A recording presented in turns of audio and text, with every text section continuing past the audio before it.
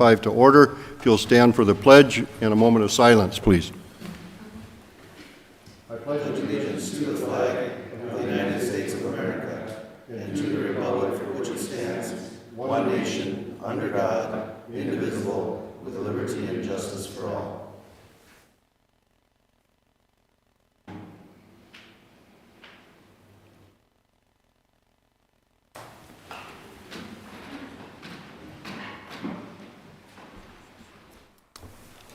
All right, do we have anyone for open forum? Is there anybody that would like to speak on anything that's not on our current agenda? Seeing none, we'll move on to number 3 on our agenda, which is review and approve the minutes from May 27th, 2025. Motion to approve. Motion by Commissioner Franzine, second by Commissioner Coring. All those in favor signify by saying aye. Aye. Aye. Not in favor, same sign. That motion passes. Thank you. We'll move on to number 4, which is to review and approve the current agenda. Any additions? Mr. Chair, no changes or additions. Motion to approve. Motion by Commissioner Franzine, second by Commissioner Coring. All in favor signify by saying aye. Aye. Aye. Not in favor, same sign. That motion passes. Thank you. Move on to number 5, the consent agenda. Mr. Chair, Yes, sir. so just something on the consent agenda, you know, as if you ever notice when you go out shopping now, I was just at Walgreens the other day, and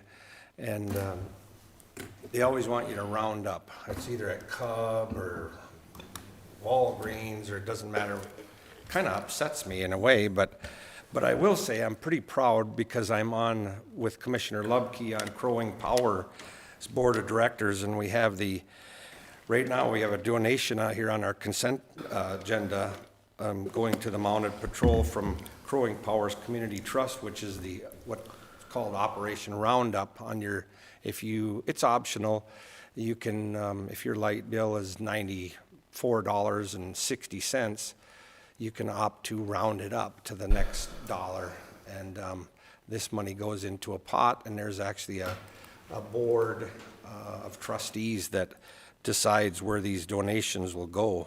And I'll tell you what, we've given away tens of thousands of dollars to the community for lots of worthy things, whether it's the AED, you know, if you have a heart attack, and here's just another example, Mr. Chair, of this great program, I think, for Crowing Power. So if you're on Crowing Power and you're not doing this, I recommend it. It's really a good thing for our community. So if there's no other comments on the consent agenda, Mr. Chair, I would so move the consent agenda be adopted. We have a motion by Commissioner Coring to adopt the consent agenda. Second. Second by Commissioner Franzine. All in favor signify by saying aye. Aye. Aye. Not in favor, same sign. That motion passes. Land Services. Mr. Pence. Good morning. Good morning.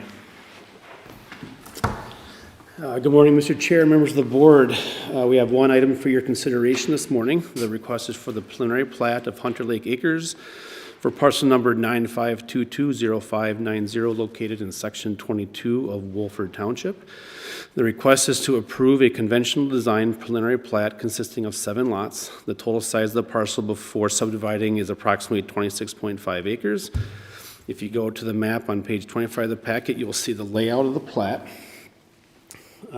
Just to give you, this is County Road 30 here, this is Hunter Lake here.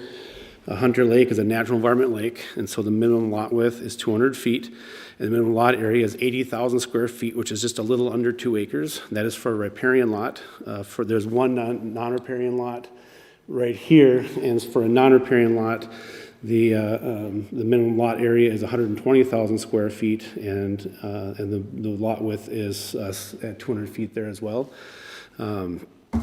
Each lot meets or exceeds these requirements. Also, I just want to remind everybody that the setback to a natural environment lake is 150 feet, and is noted by the dotted line on the plat that you can see here. That would be the 150-foot setback requirement to the lake. The Planning Commission Board of Adjustment held a public hearing on May 15th of 2025. and made a unanimous recommendation of the board to approve the preliminary plat of Hunter Lake Acres. The Planning Commission Board of Adjustment also developed the finding of fact you'll find in your packet on pages 34 to 35 for your consideration. And based on the application submitted, staff packet, public comments, and the finding of fact is recommended to approve the preliminary plat of Hunter Lake Acres. Staff have reviewed the file and concur with the recommendation from the Planning Commission and Board of Adjustment. I'd be happy to answer any questions. Thank you. Questions for Mr. Pence? I've got a few. Mayor Lee? Couple questions. That would be lot number 4. That one you've got listed as a joint driveway with 3, is that correct? That was something that we had conversations with Highway on. There's it's something that they would work with Highway on as far as getting their access points, but that was discussed as going there as to a joint, having one access point for those 2 lots. That was discussed, yeah. Okay.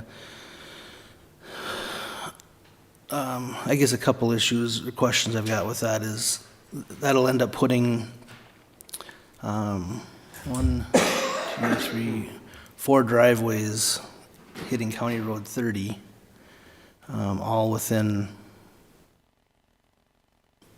a short distance, and that's not an issue with Highway Department? No, we worked that out with Matt Calroos, who's the highway planner, making sure they had the right access points to County Road 30, and so that was worked out as far as the access points, yeah. Okay. And then for 1 and 2, those are, you're using an easement off of the neighbor's existing driveway?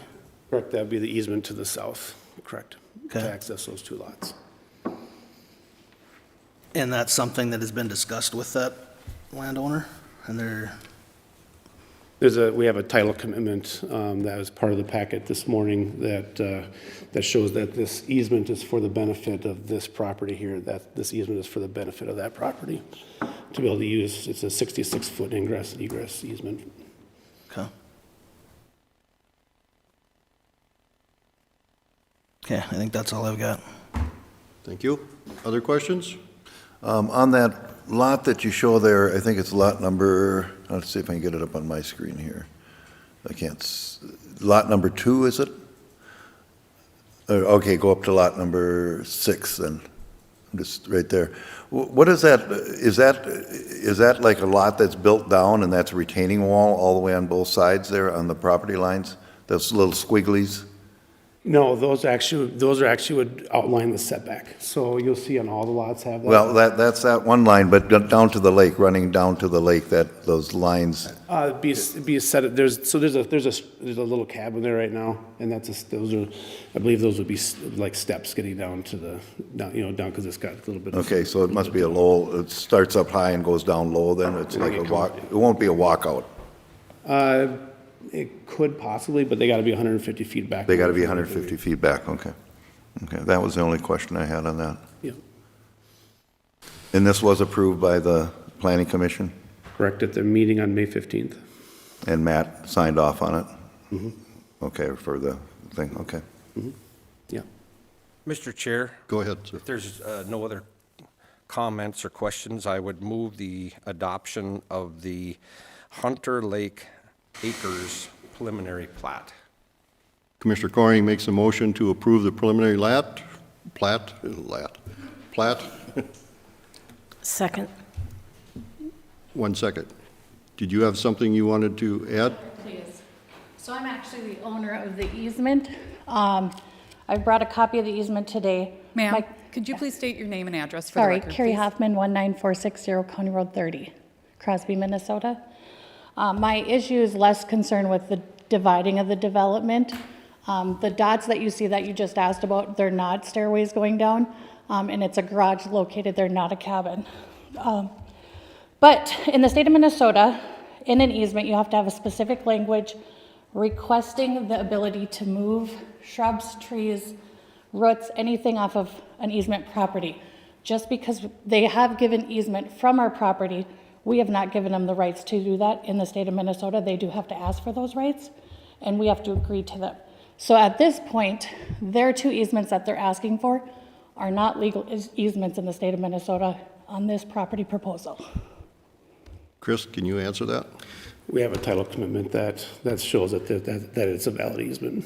We have a title commitment, that was the planning commission made that They requirement. absolutely have the so- easement, that is correct. It is not an easement to do anything other than access the property. And I have the easement here with me today. But if there's a legal easement, Yeah, then you can remove the shrub. You're talking about removing shrubs and trees? They're talking about removing trees off of our property to put in driveways. They do not have our permission to do that, nor is the easement have that language in it. And in the state of Minnesota, it has to have it in there. Do you have a specific statute that you're referencing? And of course, I printed it without the statute. Giving easement to a neighbor does not grant the right to cut down your trees unless the specific easement allows for such action.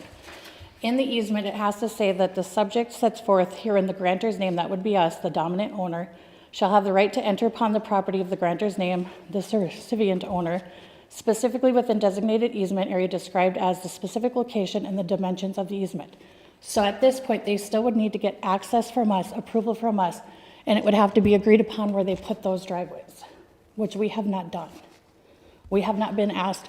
I'm super nervous being here because I've already received lawsuits from R&R Construction in regards to the gates on our property and the removal of those gates that have been there for over 50 years. And so we have been good neighbors with all of our neighbors. Most of them were here the last meeting in discussion with the lot sizes.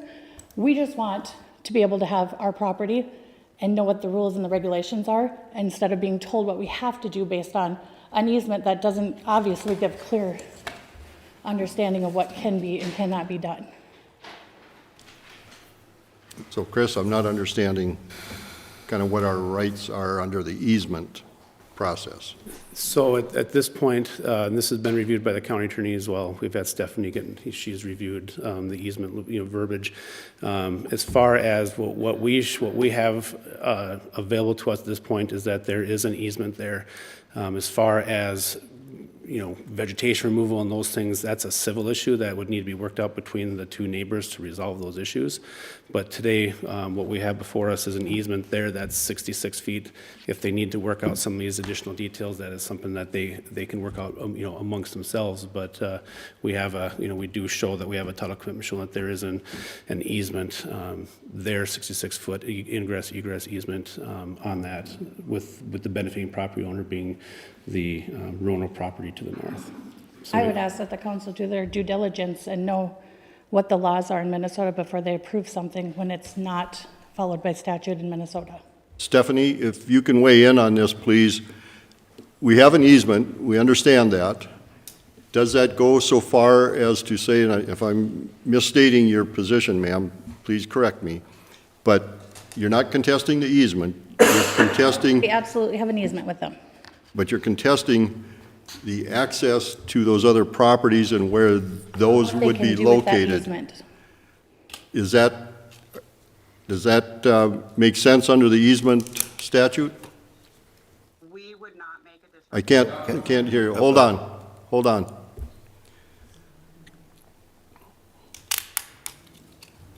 Can you hear me?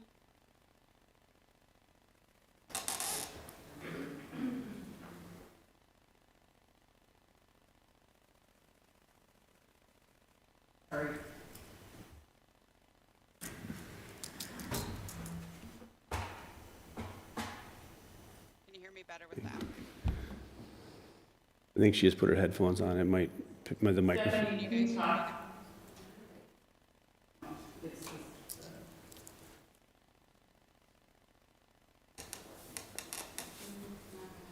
Jim should be back there. Jim?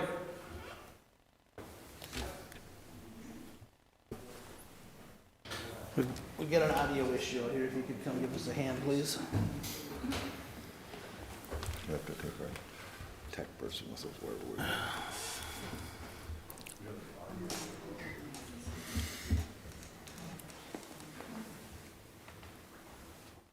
He's remoting in. Yep.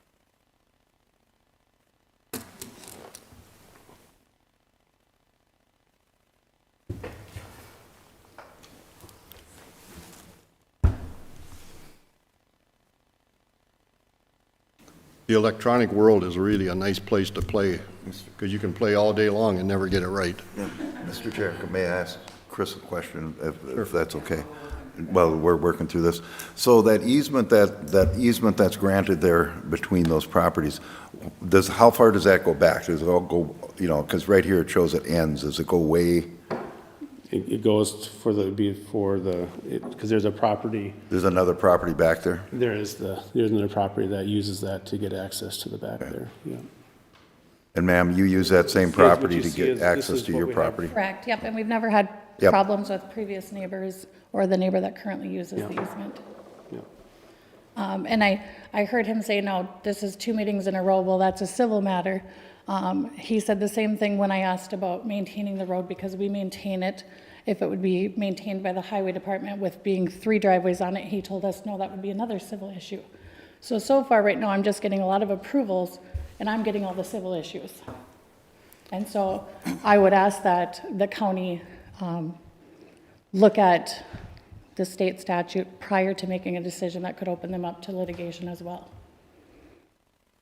Did you by chance have that with you, any of your I notes? printed out the specifics big enough so I could read it when I was freaking out. Okay. Well, the person that we're trying to hear is our attorney, so Sure. she'll have the knowledge of it, but. Yeah, and I did go through a land lawyer.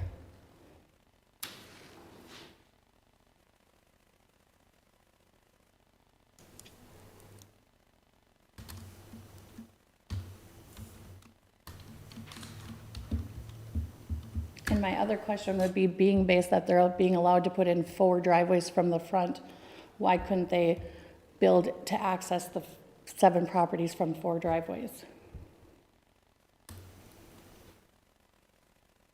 And there's one existing, which is by the squiggly lines, where the garage is. That one right there. So 4 would be more than sufficient for that number of properties. So that has nothing to do with the easement, though, correct? Correct. So you're just thinking No, about, he switched his plot, he switched, and the second or third time that he switched, that's when he decided to use the easement. And it's not necessarily because he needed those number of properties, it's because of his issue with us particularly. Which we're not here to solve. Correct. that's one issue we can't solve. Yep. How many properties besides yours are accessed off that currently? Currently, it's us and the Van Horn property.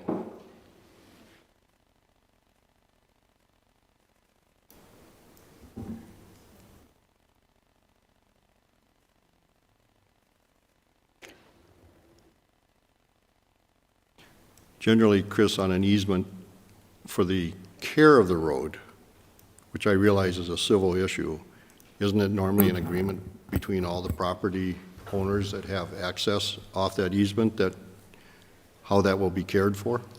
That's typically the way it works, yeah. Yeah. Wouldn't that be done before they decide to give easement?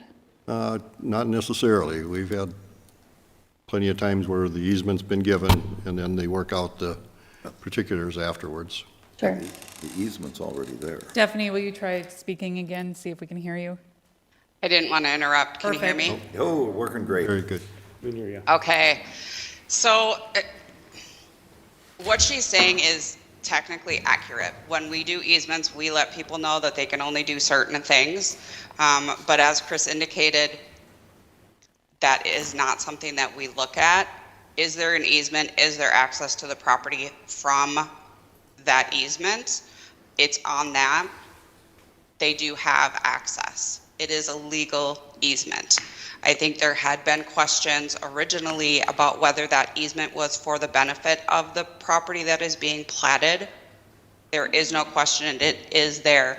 But as Chris indicated, the issues of the removal of trees and how all of that would progress, that's beyond the scope of what we do. We determine, is there access? There's an easement. How the property owners deal with that is not within the context of the county. But that's obviously a decision that everyone here has to make. based on the diagram, though, your access allows for a driveway easement, not just easement. So you're already saying that they're gonna be allowed driveway easement, and that's not the case based on the easement we have with that property. The easement allows ingress and egress. Correct. And that's it. So if I'm understanding you correctly, then the easement is already there for them to go up and down what's existing, but there would have to be a civil agreement to access Lot 2 and Lot 1 separately. Is that correct? Correct. Stephanie, is that correct? I think it depends on who's looking at it. They're allowed access. And I think what's going to come into play is they're doing a plat which divides it, and they already have access on the road. There will no longer be access from the road, especially for Lot 1. Lot 2 does have it. But they have the ability to get on and off their property from that easement. Correct, but if they were to come off the easement, they're gonna run into trees. And that's still our property, and that's the issue we have. In other cases where we've been involved in that, which becomes a civil matter, there's a value to the trees, from my understanding. That's And correct. but that's a civil case where you have to, a judge would determine the value of, Right, but then the property taking. purchaser should be notified of that as well.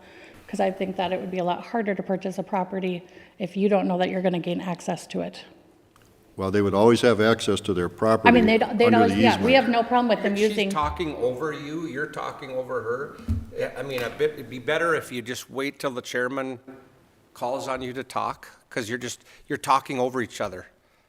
So, for clarification, what you have is a civil issue. So, Lot 2, according to Stephanie, already has access on County Road 30, from what I understand. It'd be that lot number 1, where there would have to be an egress on that piece of property, and the easement gives them that right, but getting onto that property, whatever the value of that little chunk of land, a judge would have to determine that. We're here only to say there's an easement that we're giving that gets at least to property 1. What happens on property 2, Stephanie, if you'll correct me if I'm wrong, they have an option on County Road 30. If they try to do it on the easement, there could be an issue there. I'll just put it like that. I don't want to get into the particulars because I think that's a civil matter. So when a plat is done, and Chris can correct me, but when a plat is done, we just have to make sure that there is legal access. Okay. There is an easement. How they get from the easement onto the property is not within the purview of making a determination on the plat. With respect to access, the highway department does have the authority to determine how many driveways they are going to have. The reason that, because it's a county road, because of the issues with maintenance, they want to make sure that they know where all of those access points are, which is likely where they indicated they wanted a shared driveway. They've talked about the proposed access on this easement. I do not, at this point, we are looking at it as Lot 2, the proposed access is from the easement. But again, we don't determine that. We've approved it based on the understanding that that's where they would get the approved access. But again, we just have to have legal. And That's what the Gary ordinance says. or Commissioner Chris, Mr. pipe Chair, in. is the owner of the owner of this, or is anybody here that's representing this plat in the audience? I don't believe, No? We are owners on Hunter Lake, Mike and I. And obviously, we have some real objections. If you'll come up to the microphone and give us your name and address. I'm Colleen Clarion Rawlings. I live at 19636 County Road 30 in Crosby. So we are located on, I never know my directions. North. North, thank you. The north side of the lake, and we own almost 20 acres there. We've lived there for about 20 years and tried to take care of our lake. It's an environmental lake. It's very small. We've coexisted with our neighbors very well, I think, and we've all taken care of each other about our use of the lake because it's small, and don't go on the lake at the same time, and give each other some space. And I think we've had a good lake community, and obviously we're concerned about our ecosystem with this lake. 7 plots on this tiny area doesn't make any sense whatsoever.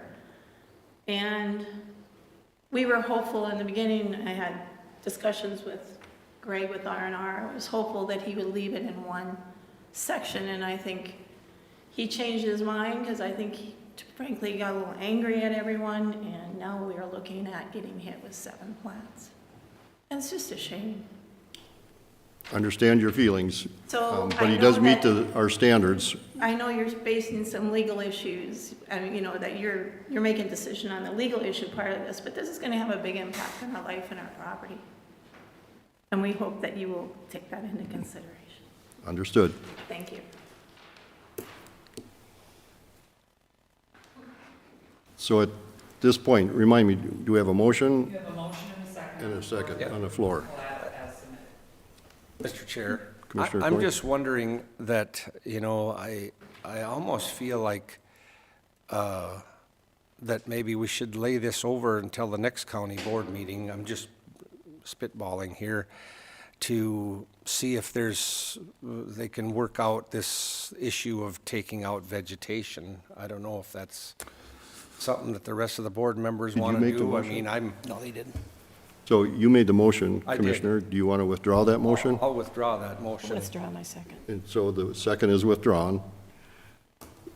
So if the wish of the board, if you want to make that motion, Well, Commissioner. I don't know that I need to make a motion, Mr. Chair. You can, as the chair, you can lay that over until the next meeting, and I'm hoping that the young lady here and the owner of this property can work that out so that it doesn't seem so murky Okay. for at the next board meeting. I don't know, it's just, it's up to you guys. I guess I think it meets our standard, but I'd like to see it kind of worked out ahead of time.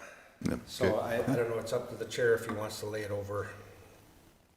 Commissioner Lupke has one I question. have just one question, and it's more posed to Chris. You know, when we do these plats, and we're doing a lot of them, I mean, there's just more and more coming all the time. Do we have they have the legal easement, and I mean, it's shown here either on 30 or on this side road here. Do we ever, and you have a line sitting there saying proposed access. Do we have a driveway ordinance that, I mean, it says what size the driveway should be? Do we put those on the plats? Right now, it just looks like it's a. We, Mr. Chair and Commissioner Lepke, we don't because it depends on who's the road authority. So I mean, if we're on a township road, the township will have its requirements for access and that, and so that's left up to the discretion of the road authority as to where they want to see their driveway easements and that, and they could, today they might think an easement, or location of a driveway makes good sense today, and then they could change their mind in a couple weeks based on new information. So it's not something that goes on a plat where the driveway is going to go. It's at the discretion of the road authority to determine access and So those it's issues. never put on a plat? I mean, could there be cases where you show the proposed ordinance on a plat? Or propose access on a plat, just for the fact that, it's a 100-foot bank on one side and a 100-foot bank on the other, and you just say they can go anywhere they want, even though there's an area that's fits? I suppose that you could. I mean, Yeah. I suppose you could. And if you leave it to the road authority, if the county came in there and looked and they only had access for Lot 2 from the highway, would the county be able to sit there and say, yes, you can have a driveway, but you're going to put it right here, not right in the corner of a 90-degree corner? Yeah, the highway department has the ability to. Has the ability to do that. And the road authority, The road which would be authority a has- township, would have that authority to do that. Or MnDOT if it's on a state It's highway. MnDOT, but the person who's granted or this easement on this road, nobody has the authority to do that on that. As far as the easement would go, that would. Proposed access. Yeah, I right, mean, the easement's there. right. The It's the easement is. proposed the easement is access there. to that easement, I think, is where the question. Yeah, Anywhere along there or the whole thing? You say proposed access. Could they clear the whole thing and make the whole thing right, where they could go off anywhere on that access to that lot? I think it's negotiated, I isn't it? believe that's what I would say. It's Right. a negotiated between With who? Because who is the road authority for Two that access? property holders. Built property owners. both property owners is there, and so that would be something that would be negotiated between and if, like it was mentioned before, if it was unable to be negotiated, then, there might be a reason to have to get a judge involved to make a final decision as to where those access points might be located. As the chair, I'm going to pull this and move it to the meeting on the 24th for our agenda, for consideration at that time. In the meantime, have conversations, see if we can't work these issues out, because it's not in our purview, and No, and I understand that, and the only other question I would have is, right now, those lots are all listed for sale, showing the proposed access, and it hasn't even been approved yet, and so I'm not sure how they can possibly do that. Mr. Chair, that's not the purveyance of the county board. Yeah, That's right, not we're not- anything we that don't you have have a say any, in that. Right. any say Okay. over. we don't have that authority. So, thank you very much. Thank you very much. Thank you for your input. All right, thank you. Thank you, Chris. So with that, we'll move on to the county sheriff. Andy?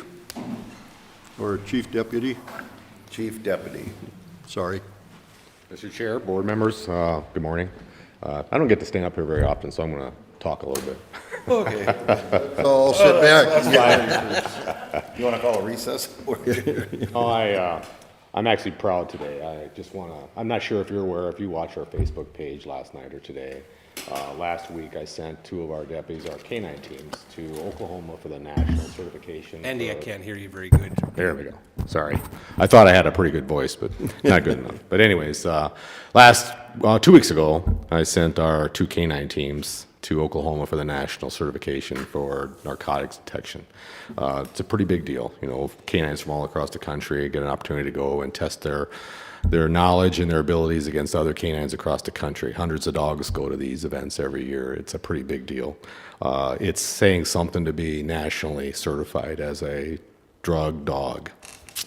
Just proud to say that both of our dogs that competed last week came out as certified national drug dog detection. They passed that certification. And not only did they pass, but our newest dog, Rhea, handler Nick Sensor, came out 8th overall amongst all of those canines. And he was 5th overall in vehicle detection with no failing marks.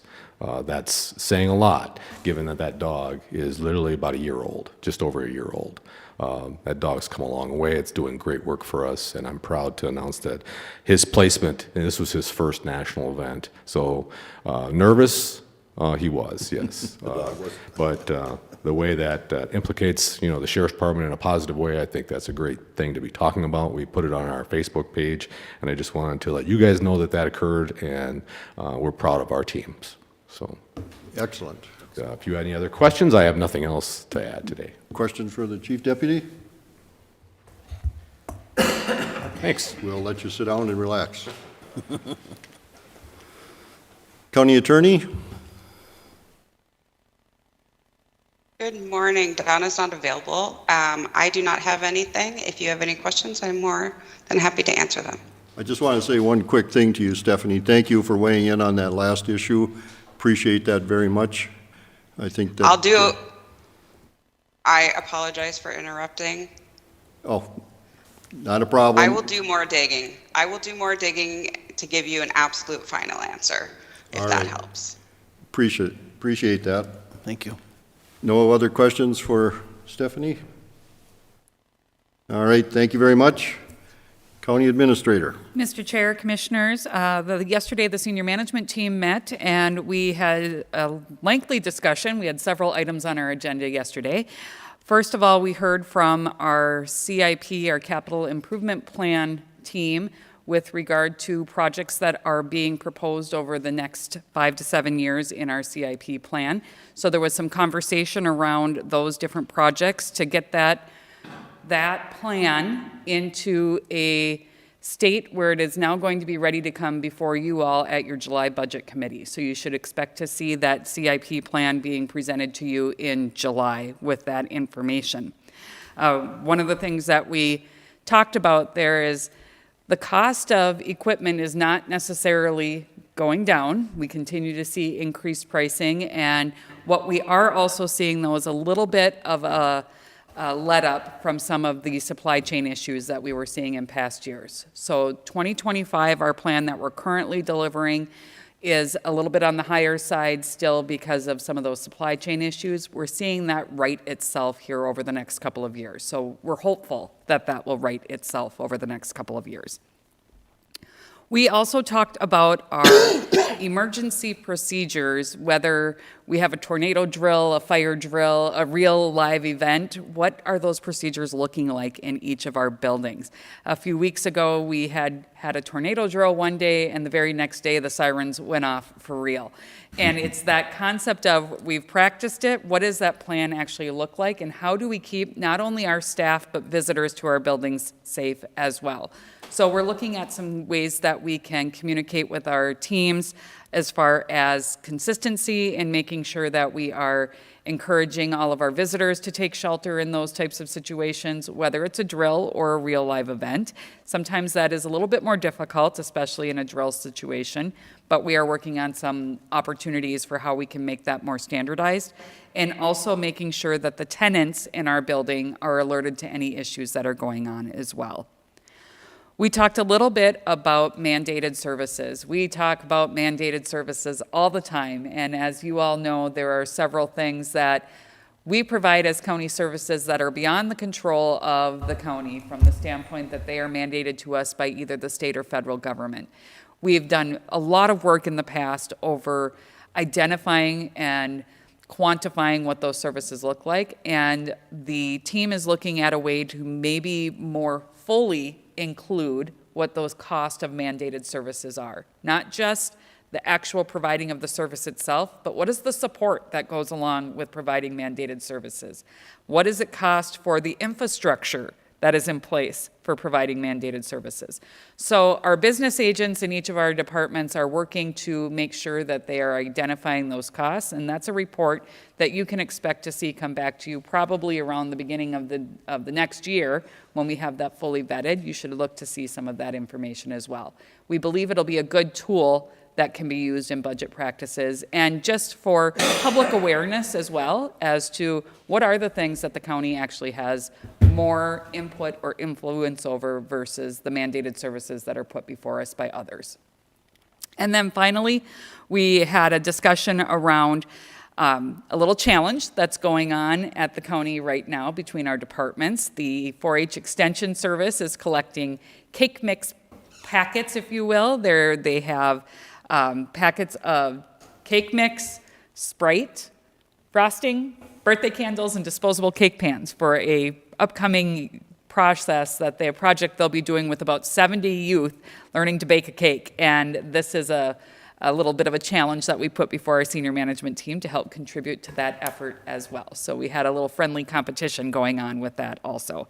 And then we did talk a little bit more about our potential changes to our compensation strategy that you've heard us talk about before, and we are continuing to look at ways that we can develop and deliver a system that will meet those criteria of containing costs, driving results, and improving employee engagement. So more to come on that in the future as well. That's all I have for you today, but if anyone has any questions of me, I'd be happy to answer. Questions? Paul? Mr. Chair, no questions. I've got some additional business, if that's okay with the chair. And I do likewise, so I'll defer to you first. Okay. Mr. Chairman, as you know, each of our commissioner districts are quite different. The chairman has really not all of Baxter, but a lot of Baxter and a lot of Brainerd.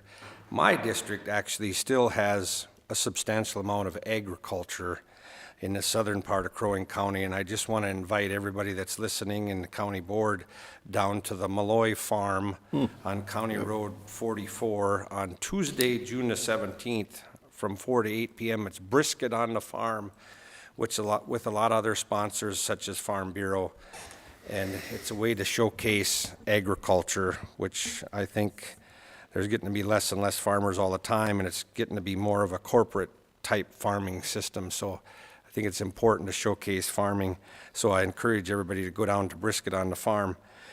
Also, this is for the citizens of my constituents of St. Matthias and Fort Ripley Township. Going to have a joint meeting with Fort Ripley Town Board and St. Matthias Town Board on June 24th at 5 p.m. I'm going to bring the county administrator, Tim Bray, our county engineer. We're going to talk about the North Coring Road, about trying to remove the existing bridge and to continue the discussion of trying to get the funding to get that bridge back in place. I reported to the county board before. I have been in a lot of conversations with Representative Heinzman. He's been very willing. I actually was down at the Capitol and talked to Senator Wiesenberg, who I've never met before, talked to him about it. And I've talked to Representative Krisha's legislative assistant about this. So I hope we have a big turnout. I'd like to hear from the citizens down there. I know that there's a lot of people that think this is really important, and I hope that they show up and weigh in. And then I would also point out one other thing. It's been about 29 years ago that I decided to run for the state senate, and I'm sure all of us know I ran against Senator Samuelson 3 different times, and it's not easy running for office, and it wasn't easy running against Senator Samuelson, because I'll tell you what, he's a tough campaigner. And I talked yesterday to Senator Dick Day and Senator Dean Johnson, who was the majority leader at one time in the Senate, and we talked about stories about Senator Samuelson. He was a tough negotiator on the Health and Human Services. I've heard many stories that everybody be sitting there, and then he'd leave and go take a little nap and get refreshed and come back. And everybody else was tired. He was all refreshed and ready to go. But he was a tough negotiator, and he's passed away, as I'm sure everybody knows. And I send my prayers and thoughts to his family on his passing. He was a good man and did a lot for the Brainerd area. And I guess with that, I don't have anything else. I know there's a lot of construction going on, Mr. Chairman, down in my area. I don't know if the chair wants to have Tim Bray come up and give a little update. I don't know if you want to, Tim, but I did travel on County Road 2 from State Highway 25 all the way over to Mille Lacs Lake, which is a long stretch of road. And they're busy getting it done. It's not completed, but it's a big project, $5 million project, along with other projects. I don't know if the chairman would want to hear from Tim Bray. If Tim, you'd like to come up, that would be fine.